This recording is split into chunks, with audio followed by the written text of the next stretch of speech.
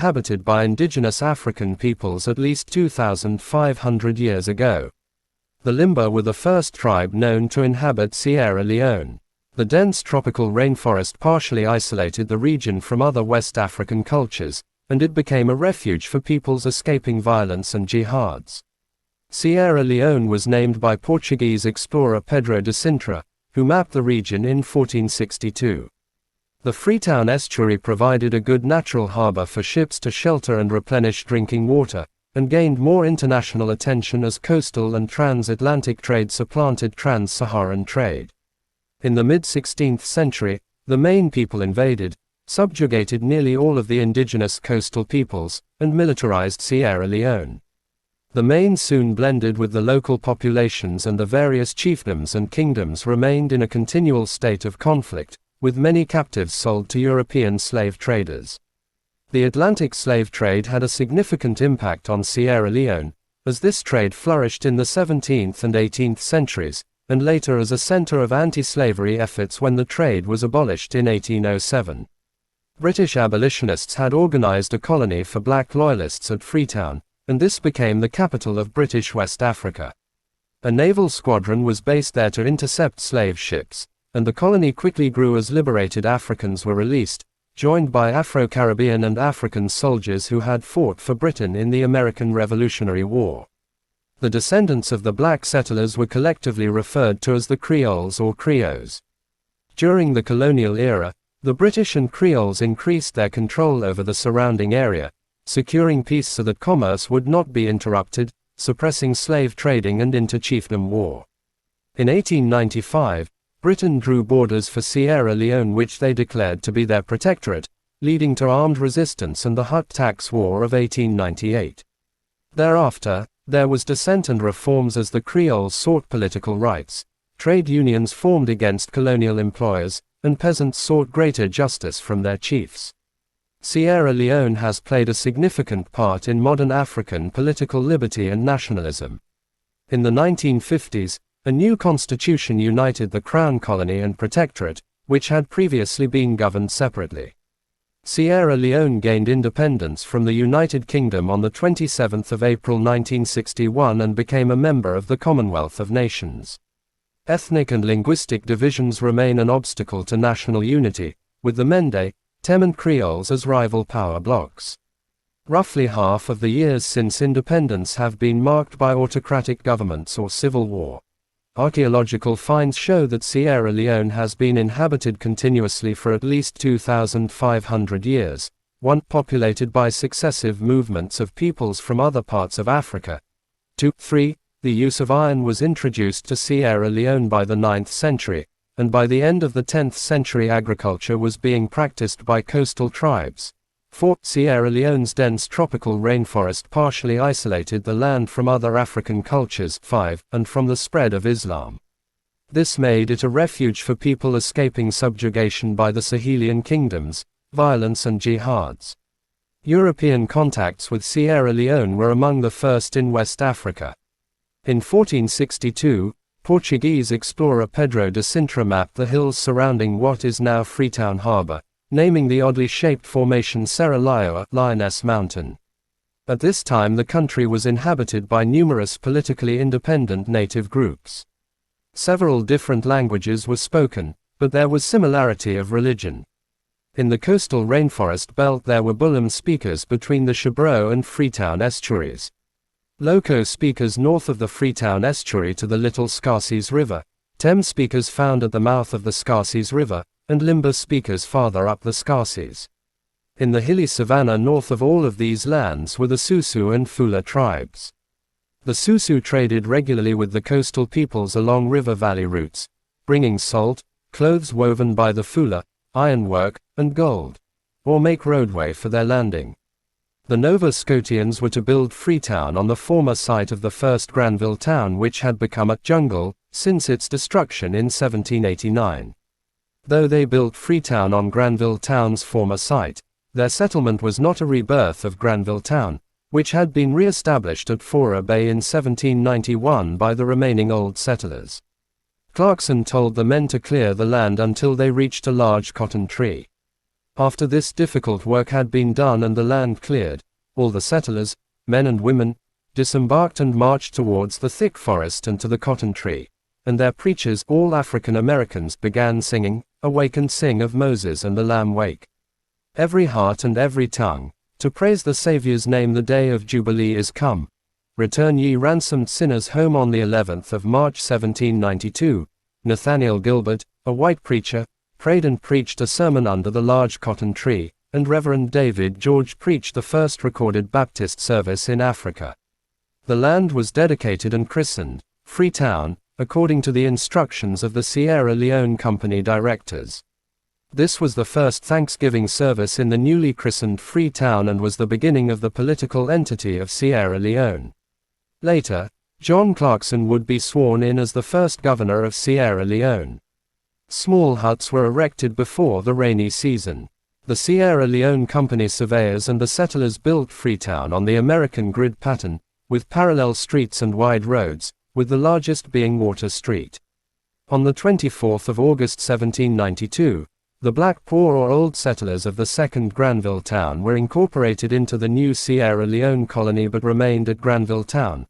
47, it survived being pillaged by the French in 1794, and was rebuilt by the Nova Scotian settlers.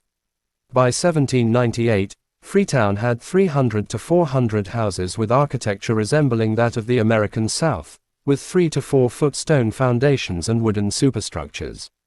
Eventually this style of housing, brought by the Nova Scotians, would be the model for the Bodosses of their Creole descendants. In 1800, the Nova Scotians rebelled and it was the arrival of over 500 Jamaican Maroons, 48, which caused the rebellion to be suppressed. 34 Nova Scotians were banished and sent to either to Chabreau Island or a penal colony at Gore. Some of these were eventually allowed back into Freetown. Following their capture of the rebels, the Maroons were granted the land of the Nova Scotian rebels. Eventually the Jamaican Maroons in Sierra Leone had their own district at the newly named Maroon Town. The Maroons were a free community of blacks from Cudjoe's Town, Trelawney Town, who had been resettled in Nova Scotia after surrendering to the British government followed the Second Maroon War of 1795-6. They had petitioned the British government for settlement elsewhere due to the climate in Nova Scotia. Britain outlawed the slave trade throughout its empire on the 29th of March 1807 with the Slave Trade Act 1807, though the practice continued in the British Empire until it was finally abolished in the 1830s. The Royal Navy's West Africa Squadron operating from Freetown took active measures to intercept and seize ships participating in the illegal Atlantic slave trade. The slaves that were held on these vessels were released into Freetown and were initially called captured Negroes, recaptives, or liberated Africans. The Sierra Leone Creole people Creole people are descendants of the Black Poor, freed African Americans, Nova Scotian Black Loyalists, Afro-Caribbeans, Jamaican Maroons, and liberated Africans who settled in the western area of Sierra Leone between 1787 and about 1885. 49-50, the colony was established by the British, supported by abolitionists, under the Sierra Leone Company as a place for freedmen. The settlers called their new settlement Freetown. In 1808, the British Crown colony of Sierra Leone was founded, with Freetown serving as the capital of British West Africa. The city's population expanded rapidly with freed slaves, who established suburbs on the Freetown Peninsula. They were joined by West Indian and African soldiers who settled in Sierra Leone after fighting for Britain in the Napoleonic Wars. As a secret society, and this is partly true, its rights are closed to non-members, and what happens in the Poro Bush is never disclosed. However, its membership is very broad. Among the Mende, almost all men, and some women, are initiates. In recent years it has not, as far as is known, had a central organization. Autonomous chapters exist for each chiefdom or village. However, it is said that in pre-protectorate days there was a Grand Poro, with cross-chiefdom powers of making war and peace. 30. It is widely agreed that it has a restraining influence on the powers of the chiefs.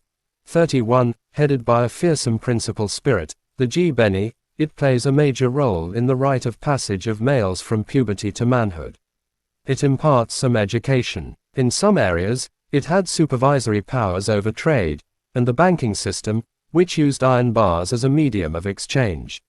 It is not the only important society in Sierra Leone. The Sande is a female-only analogue of it. There is also the Humoi, which regulates sex, and the Njae and the Wand. The KPA is a healing arts collegium. The impact of the main invasions on the Sapes was obviously considerable, in that they lost their political autonomy. There were other effects as well.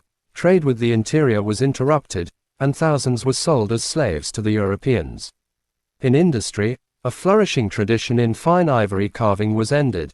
However, improved ironworking techniques were introduced, derived titles, but his people were Tem.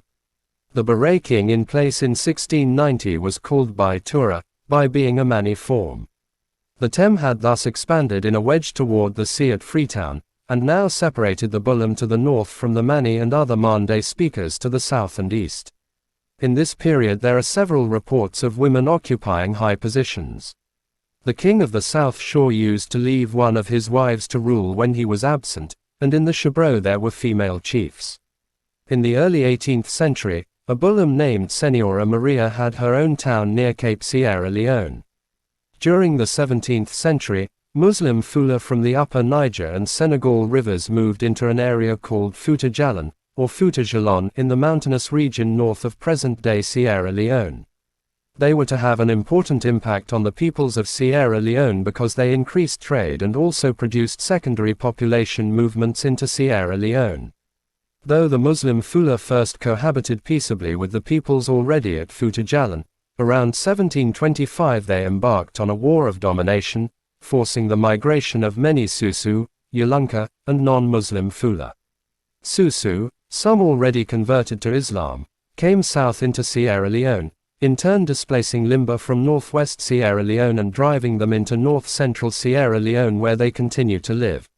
Some Susu moved as far south as the Tem town of Port Loko, only 60 kilometers (37 miles) upriver from the Atlantic. Eventually a Muslim Susu family called Senko supplanted the town's Tem rulers.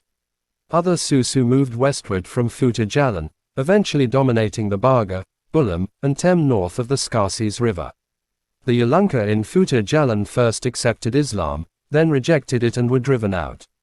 They went into north-central Sierra Leone and founded their capital at Falaba in the mountains near the source of the Rokal. It is still an important town, about 20 kilometers (12 miles) south of the Guinea border. Other Yulunka went somewhat farther south and settled amongst the Karanko, Kissi, and Limba.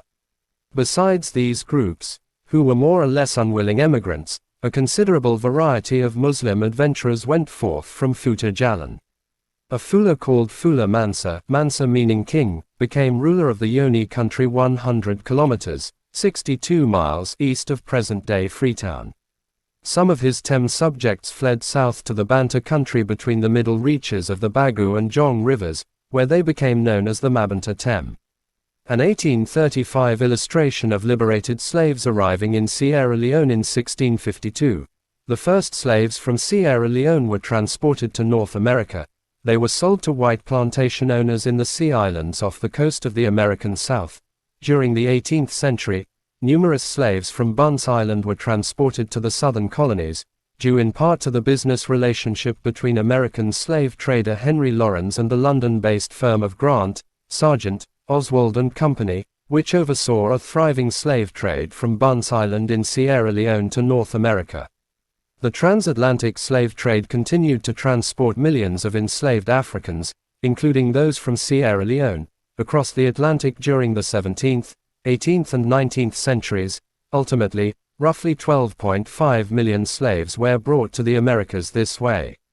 However, the rise of abolitionist movements in the Western world in the late 18th and early 19th centuries led to various European and American governments passing legislation or make roadway for their landing. The Nova Scotians were to build Freetown on the former site of the first Granville town, which had become a jungle since its destruction in 1789. Though they built Freetown on Granville town's former site, their settlement was not a rebirth of Granville town, which had been re-established at Fora Bay in 1791 by the remaining old settlers. Clarkson told the men to clear the land until they reached a large cotton tree. After this difficult work had been done and the land cleared, all the settlers, men and women, disembarked and marched towards the thick forest and to the cotton tree, and their preachers, all African Americans, began singing, "Awake and sing of Moses and the Lamb wake. Every heart and every tongue, to praise the Saviour's name, the day of Jubilee is come. Return ye ransomed sinners home." On the 11th of March 1792, Nathaniel Gilbert, a white preacher, prayed and preached a sermon under the large cotton tree, and Reverend David George preached the first recorded Baptist service in Africa. The land was dedicated and christened Freetown, according to the instructions of the Sierra Leone Company directors. This was the first Thanksgiving service in the newly christened Freetown and was the beginning of the political entity of Sierra Leone. Later, John Clarkson would be sworn in as the first governor of Sierra Leone. Small huts were erected before the rainy season.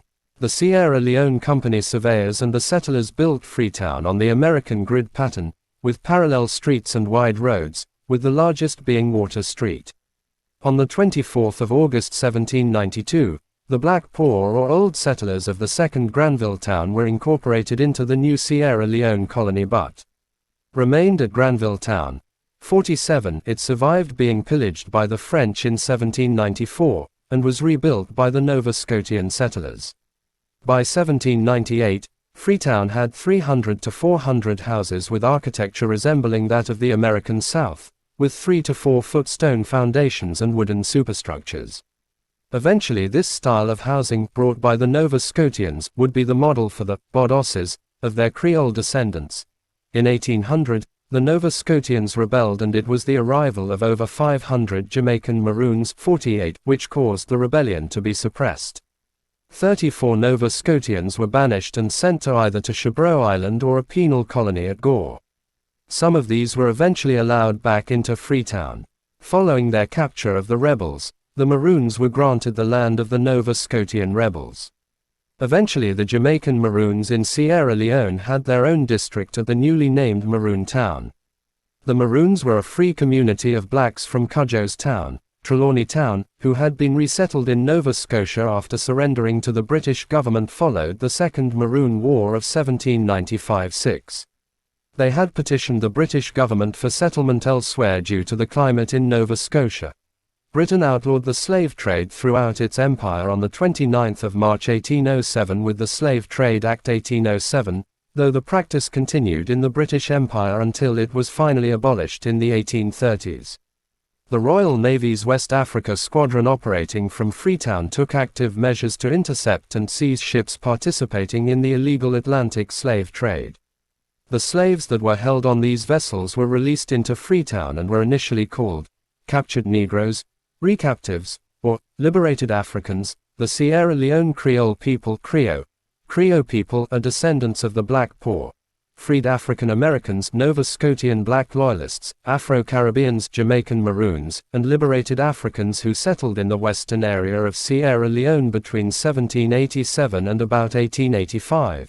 49-50, the colony was established by the British, supported by abolitionists, under the Sierra Leone Company as a place for freedmen. The settlers called their new settlement Freetown.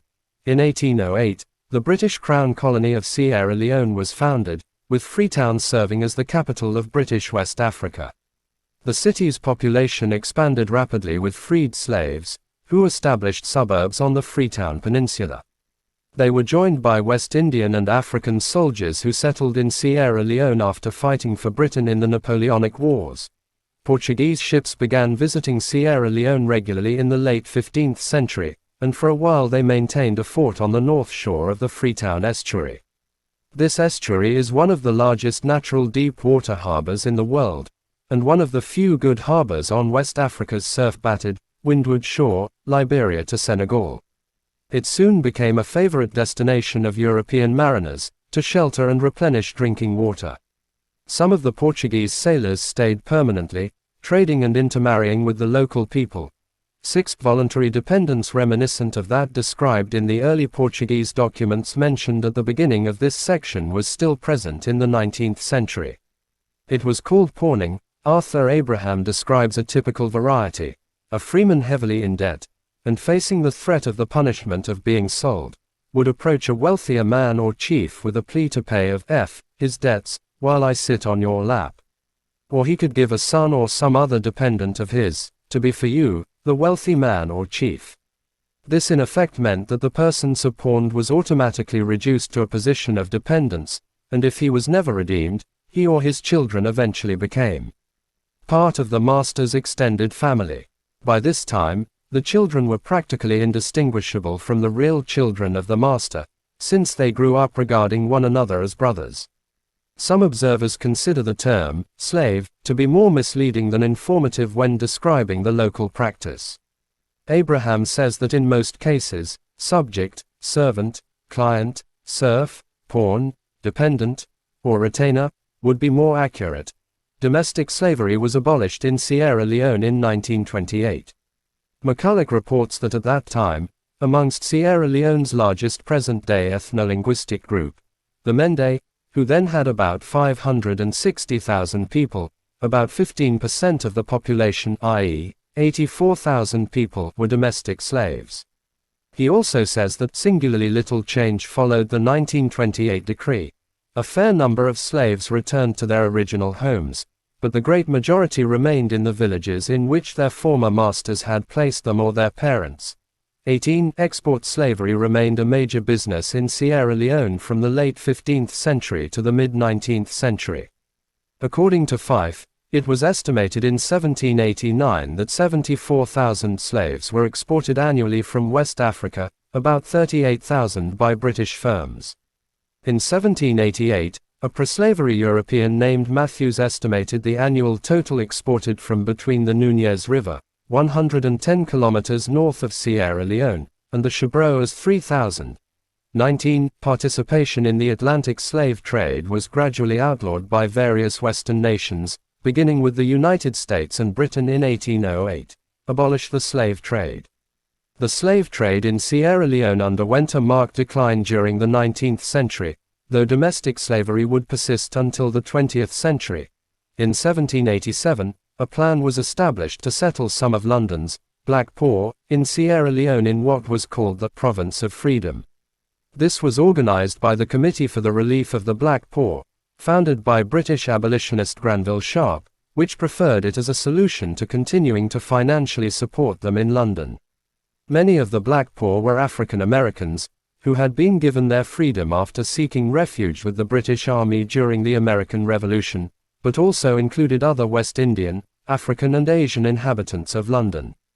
The Sierra Leone resettlement scheme was proposed by entomologist Henry Smithman and drew interest from humanitarians like Granville Sharp. Saw it as a means of showing the pro-slavery lobby that black people could contribute towards the running of the new colony of Sierra Leone. Government officials soon became involved in the scheme as well, although their interest was spurred by the possibility of resettling a large group of poor citizens elsewhere. 43. William Pitt the Younger, Prime Minister and leader of the Tory party, had an active interest in the scheme, because he saw it as a means to repatriate the black poor to Africa, since it was necessary they should be sent somewhere, and be no longer suffered to infest the streets of London. 44. The area was first settled by 400 formerly enslaved Black Britons, who arrived off the coast of Sierra Leone on the 15th of May 1787, accompanied by some English tradesmen. They established the Province of Freedom or Granville Town on land purchased from local Khoitem subchief King Tom and Regent Nambana II, a purchase which the Europeans understood to cede the land to the new settlers forever. The established arrangement between Europeans and the Khoitem did not include provisions for permanent settlement, and some historians question how well the Khoi leaders understood the agreement. Half of the settlers in the new colony died within the first year. Several black settlers started working for local slave traders.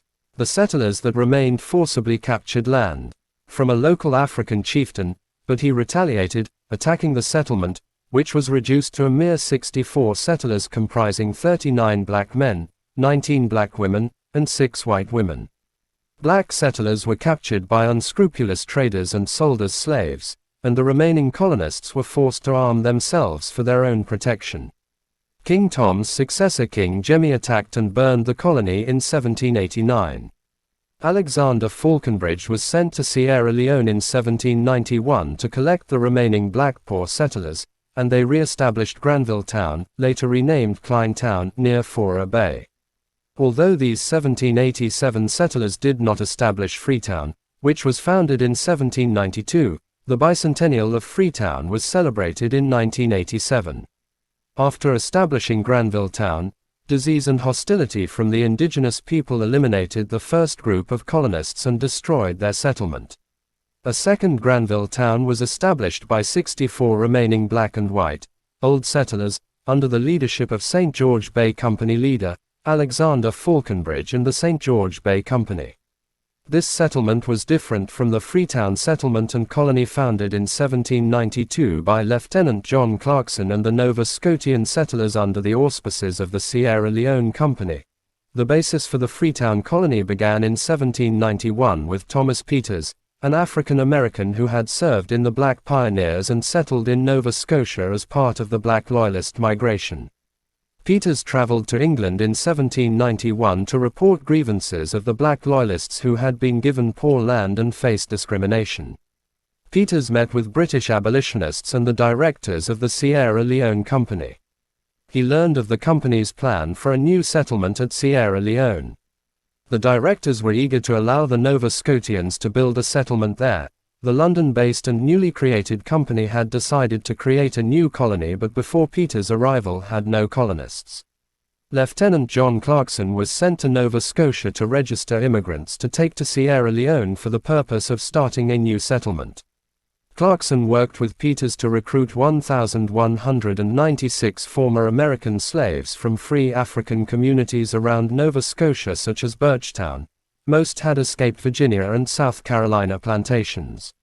Some had been born in Africa before being enslaved and taken to America. The settlers sailed in 15 ships from Halifax, Nova Scotia and arrived in St. George Bay between the 26th of February and the 9th of March 1792.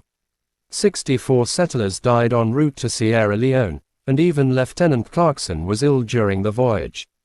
Upon reaching Sierra Leone, Clarkson and some of the Nova Scotian captains dispatched on shore to clear in the early 1800s.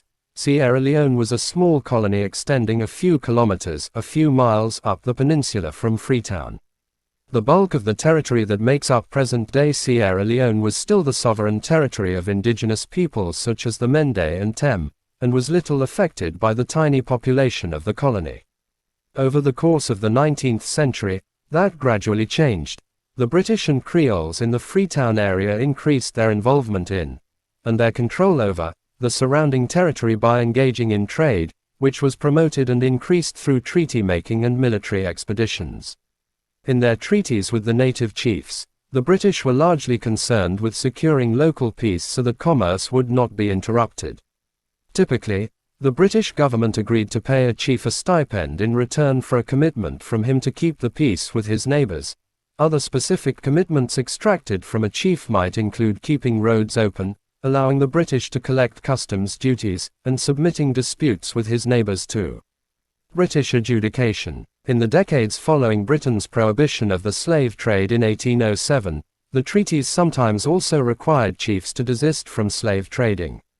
Suppression of slave trading and suppression of inter-chiefdom war went hand in hand because the trade thrived on the wars and caused them. Thus, to the commercial reasons for pacification could be added anti-slavery ones.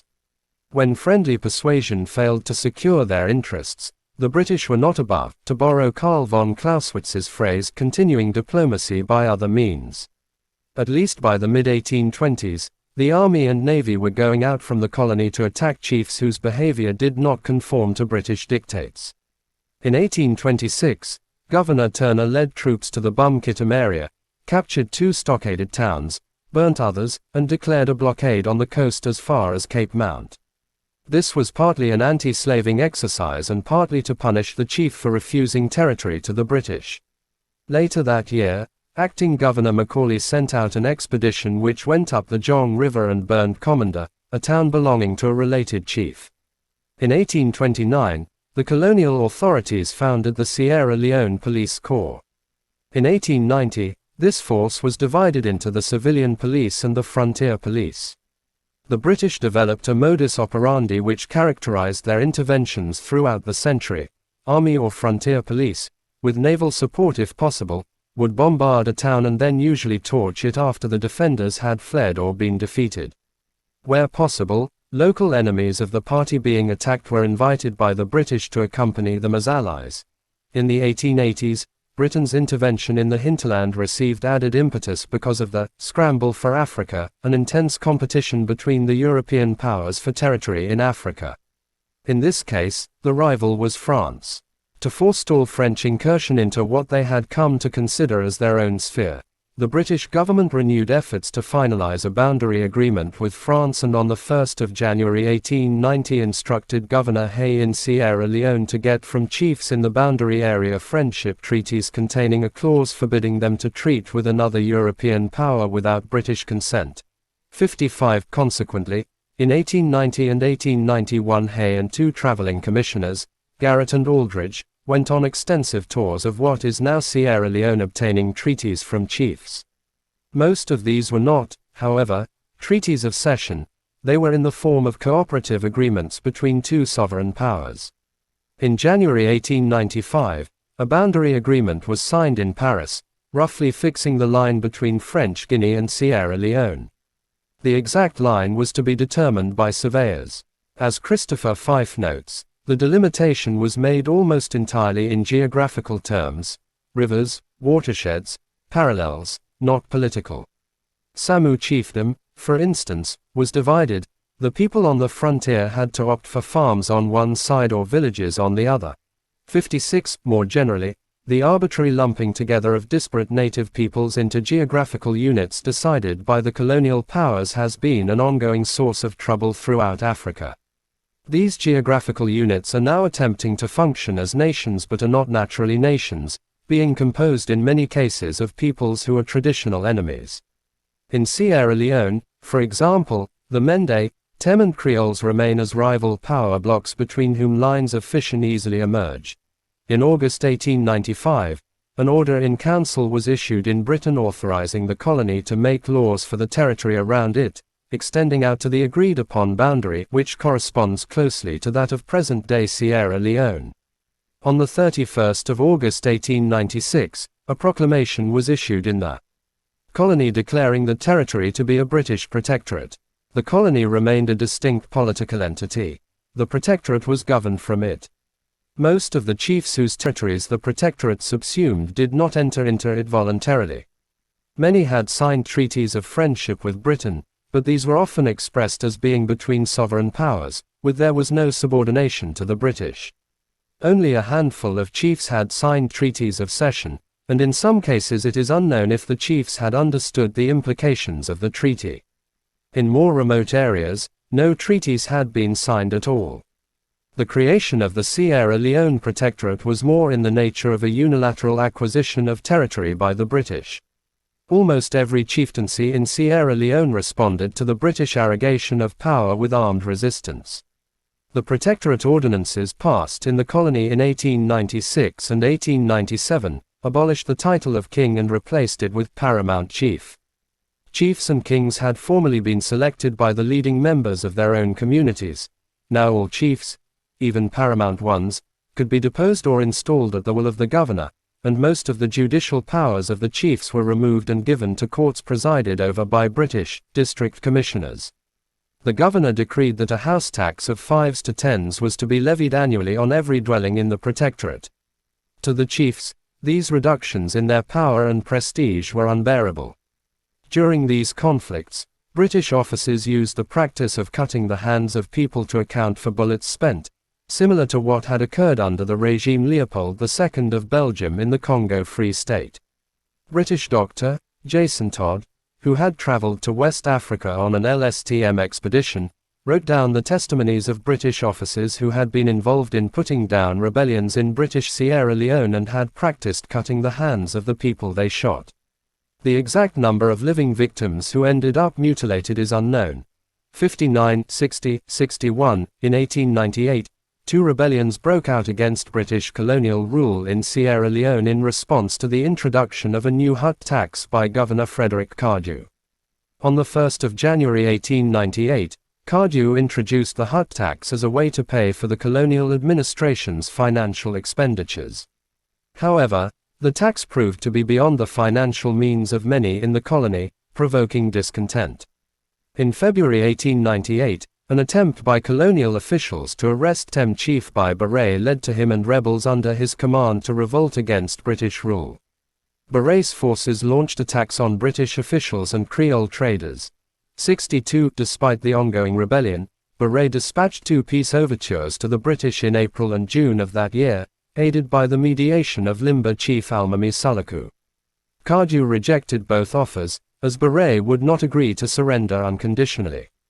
Beret's forces conducted a disciplined and skillfully executed guerrilla campaign which caused the British considerable difficulty. Hostilities began in February. Beret's harassing tactics confounded the British at first, but by May they were gaining ground. The rainy season interrupted hostilities until October, when British colonial forces resumed the slow process of capturing rebel stockades. When most of these defenses had been eliminated, Beret was captured or surrendered, accounts differ, in November. The second revolt in the southeast was a mass uprising, planned somehow to commence everywhere on 27 and the 28th of April, in which almost all outsiders, whether European or Creole, were seized and summarily executed. Although more fearsome than by Beret's rising, it was amorphous, lacked a definite strategy, and was suppressed in most areas within 2 months. Some Mende rebels in the center of the country were not beaten until November, however, and Mende King Nyagwa's son Magi, in alliance with some Kissi rebels, continued the revolt in the extreme east of the Protectorate until August 1899. The principal of the uprisings, Beret, Nyagua and K. Pana Lewis, were exiled to the Gold Coast on the 30th of July 1899. 9 months after the rebellion, the colonial government convicted and executed 96 rebels which had been found guilty of murder by hanging. In 1905, Beret was allowed by the British to return to Sierra Leone, where he reassumed his chieftaincy at the settlement of Cassa.